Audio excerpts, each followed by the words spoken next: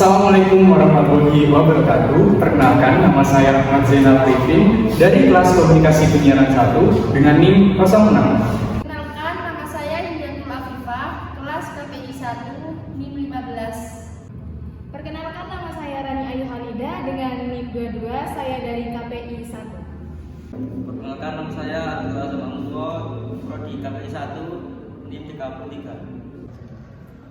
Assalamualaikum warahmatullahi wabarakatuh. Kembali lagi bersama kami di Pojok Kampus dengan saya Ahmad Zainal Arifin Dan saya Abdul Azam Amuro. Pada siang kali ini kita akan membawakan berita, yakni berita seorang guru di pondok pesantren yang memperkosa santriwati. Guru tersebut bernama Heri Irawan. Berikut beritanya.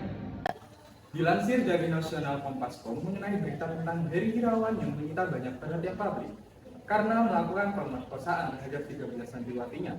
Aksi tersebut telah ia lakukan sejak 2016 sampai 2021. Akibat perbuatannya, terdapat 9 bayi yang dilahirkan oleh korban. Bahkan, korban melahirkan sampai 2 anak. Saat memancarkan perbuatan, Heri Irawan memberi iming-iming terhadap korban untuk menjadikan sebagai polisi wanita atau polwan, bahkan sampai membiayai kuliah hingga lulus.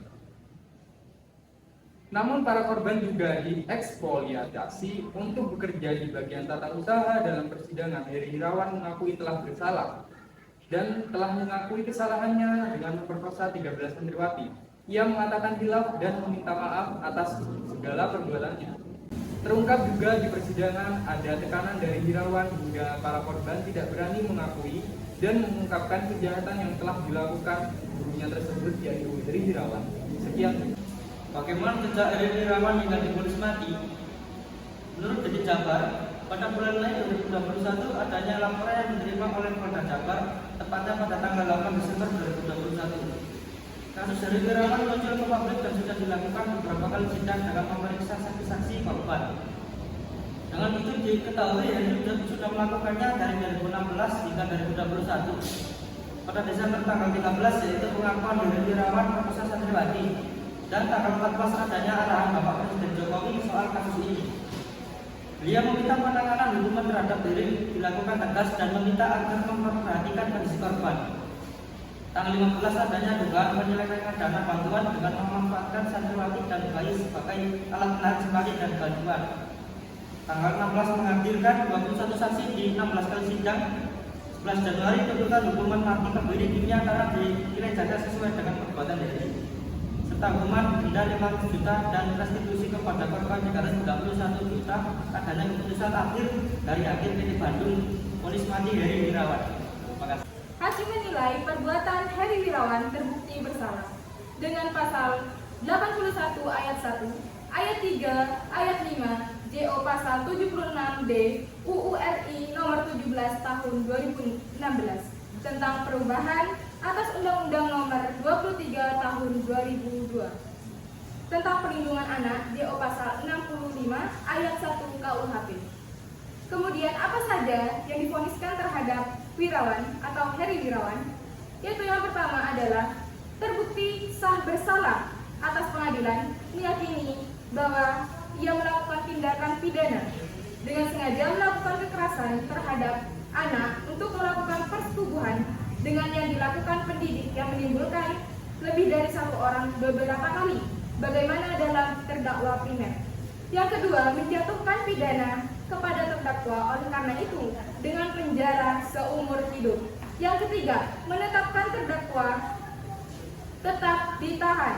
Yang keempat, membebankan restitusi kepada Kementerian Pemberdayaan Perempuan dan Perlindungan Anak RI.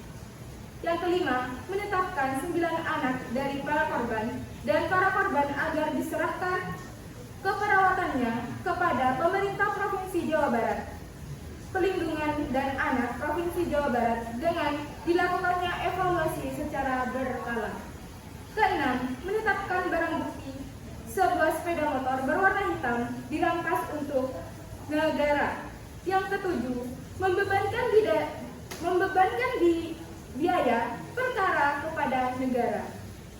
Sekian, selanjutnya akan dijelaskan kepada rekan saya yaitu Lydia tentang dampak yang berbahaya bagi anak.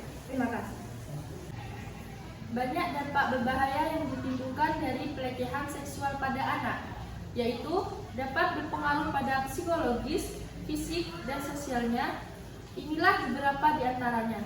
Yang pertama, anak menjadi pribadi yang tertutup dan tidak percaya diri.